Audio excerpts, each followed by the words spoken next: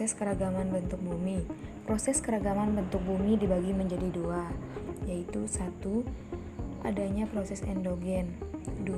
Adanya proses eksogen. Proses endogen adalah tenaga yang berasal dari dalam bumi yang menyebabkan perubahan pada bentuk relief bumi. Tenaga endogen, adapun yang termasuk dalam tenaga endogen 1. Tektonisme.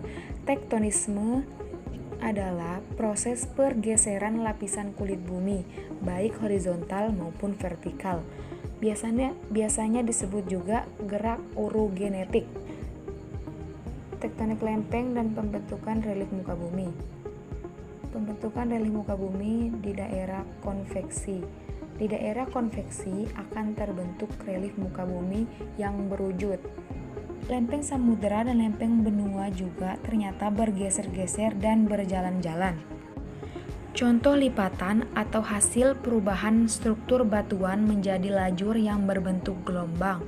Contohnya gunung api perisai, gunung api yang berbentuk seperti perisai atau taring. Vulkanisme. Vulkanisme adalah proses keluarnya magma dari dalam bumi menuju ke permukaan bumi. Keluarnya magma ke permukaan bumi umumnya melalui retakan batuan, patahan, dan pipa pada gunung api. Bentuk-bentuk gunung api. Menurut bentuknya, gunung api digolongkan menjadi 3 jenis.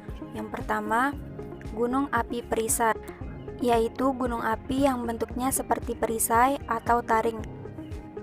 Kedua, gunung api strato, yaitu gunung api yang berbentuk seperti kerucut, guling semacam ini makin lama akan makin bertambah tinggi. Dan yang terakhir adalah gunung api maar, yaitu gunung api yang lubang kepundan berbentuk corong. Gunung api yang akan meletus biasanya mengeluarkan tanda-tanda alami sebagai berikut. Pertama, suhu di sekitar kawah tinggi. Kedua, banyak sumber air di sekitar gunung itu mengering.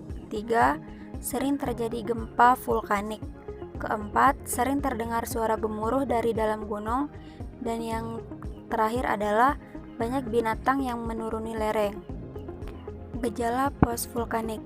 Gunung api yang sudah kurang aktif memiliki tanda-tanda yang disebut gejala post-vulkanik dengan gejala-gejala seperti: pertama, sumber gas asam arang atau CO2 dan CO yang disebut MOVET. Kedua, sumber gas belerang disebut solfatara. Ketiga, sumber gas uap air disebut fumarol. Yang keempat, sumber air panas. 5. Sumber air mineral. Dan yang keenam adalah geyser, yaitu pancaran air panas yang berlangsung secara periodik. Ada beberapa keuntungan adanya gunung api, antara lain abu vulkanis yang dikeluarkan gunung api saat terjadi erupsi dapat menyuburkan tanah pertanian karena banyak mengandung unsur hara tanaman. Kedua, material yang dikeluarkan gunung api saat terjadi letusan berupa pasir, kerikil, batu besar, semuanya merupakan mineral industri yang dapat digunakan untuk bahan bangunan. Ketiga, gunung api terbentuk dari keluarnya magma dari dalam bumi. Yang keempat, adanya gunung api yang tinggi menyebabkan terjadinya hujan tropis, sehingga daerah itu menjadi daerah yang banyak hujan. Dan yang terakhir, daerah yang bergunung api biasanya merupakan daerah yang tinggi, sehingga dapat dimanfaatkan sebagai daerah hutan, perkebunan, dan daerah pariwisata. Selain adanya keuntungan, pasti adanya kerugian, yang diantaranya kerugian dari gunung api adalah gunung api pada waktu meletus mengeluarkan lava pijar dan sangat berbahaya. Kedua, gunung api yang meletus juga mengeluarkan gas yang sangat panas yang juga bergerak menuruni lereng. Seterusnya, pada saat terjadi letusan, lava pijar akan bercampur dengan air yang terdapat di danau kawah dan membentuk lahar panas yang sangat berbahaya. Selanjutnya, lava yang menumpuk di puncak gunung akan hanyut dan turun ke bawah bersama air hujan sebagai lahar dingin. Yang kelima, wujud lahar dingin ini berupa aliran batu, kerikil, dan pasir yang jenuh air meluncur ke bawah menuruni lereng. Keenam, Gunung api yang tinggi dan berderet dapat membentuk daerah bayangan hujan. Daerah bayangan hujan ini curah hujannya sedikit dan bersifat lebih kering. Selanjutnya, letusan gunung api bawah laut dapat menyebabkan terjadinya gelombang tsunami.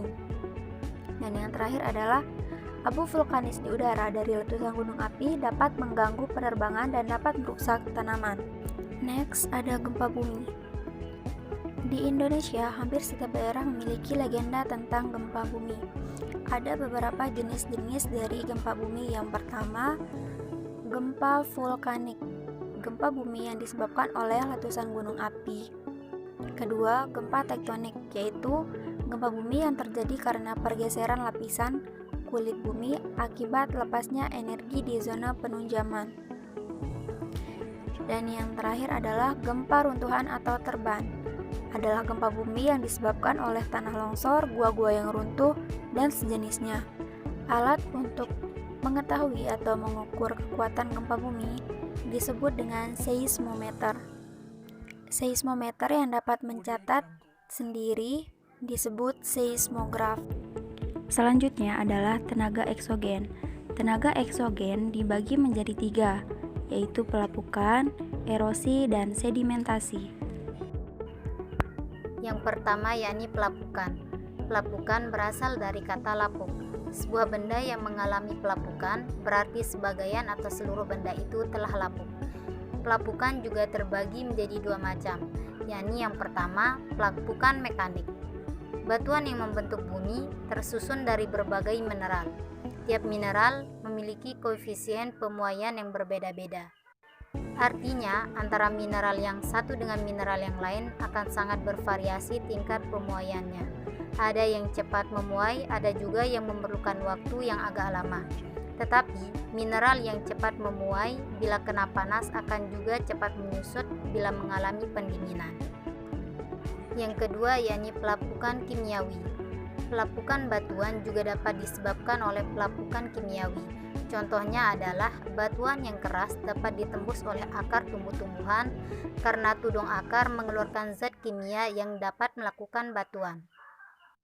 Yang ketiga yakni pelapukan biologik atau pelapukan organik. Pelapukan biologik atau pelapukan organik adalah lapuknya batuan yang disebabkan oleh makhluk hidup, baik oleh tumbuh-tumbuhan, hewan maupun manusia.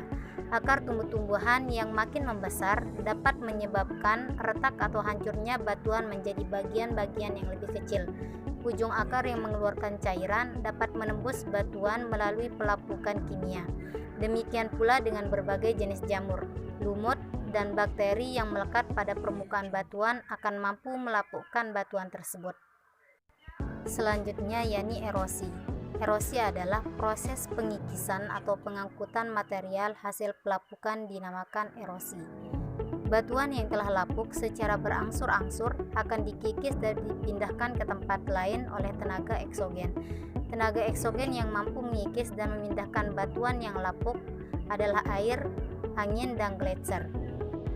Apabila proses erosi seimbang dengan proses pelapukan batuan, maka peristiwa tersebut dinamakan erosi alamiah atau erosi geologis. Erosi geologis tidak menyebabkan terjadinya musibah dan kerusakan lingkungan yang hebat. Erosi sendiri terbagi menjadi beberapa macam. Yang pertama yakni erosi air. Erosi yang disebabkan oleh tenaga air dibedakan menjadi 1. Erosi percikan, 2. Erosi lapisan, 3. Erosi alur, 4. Erosi lereng sungai, yang ketiga erosi lereng sungai, dan yang keempat erosi gelombang air laut. Setelah erosi air, ada juga erosi angin. Erosi ini terjadi di daerah kering dan gurun pasir. Proses pengikisan batuan angin disebut deflasi. Angin yang kencang di daerah gurun mampu menerbangkan debu dan mengangkut butir-butir pasir. Bila butir-butir pasir menabrak kaki batuan, maka batu yang ditabrak akan terkikis bagian bawahnya sehingga terbentuk batu jamur. Proses erosi ini disebut korasi. Yang terakhir yakni erosi gletser atau eksarasi. Tenaga yang dominan pada erosi ini adalah gletser atau es. Di daerah kutub dan di puncak-puncak pegunungan yang tinggi, Tumpukan salju yang mencair akan menuruni lereng dan mengikis batuan yang dilaluinya, sehingga akan membentuk tebing-tebing yang terjal. Material hasil kikisan akan dihadapkan di daerah ujung gletser. Di Indonesia, erosi gletser kemungkinan hanya terjadi di puncak Jayawijaya yang ada di Papua, walaupun salju sudah makin menyusut karena suhu udara di bumi makin panas. Selanjutnya yang terakhir adalah sedimentasi. Sedimentasi ini sendiri adalah proses pengendapan material hasil erosi air, angin, gelombang laut, dan gletser. Material hasil erosi yang diangkut oleh aliran air akan dilendapkan di daerah yang lebih rendah. Sedimentasi ini terbagi menjadi 3 macam. Yang pertama yaitu sedimentasi oleh air. Lumpur dan material lain hasil erosi yang diangkut oleh aliran air akan dilendapkan ke tempat yang lebih rendah. Tempat pengendapan itu adalah dataran rendah, waduk, situ, muara sungai, tepi pantai, dan dasar laut. Danau, waduk, situ, dan rawan akan menjadi dangkal dan akhirnya penuh bila terus-menerus diendapi lumpur hasil erosi. Yang kedua yaitu sedimentasi oleh angin.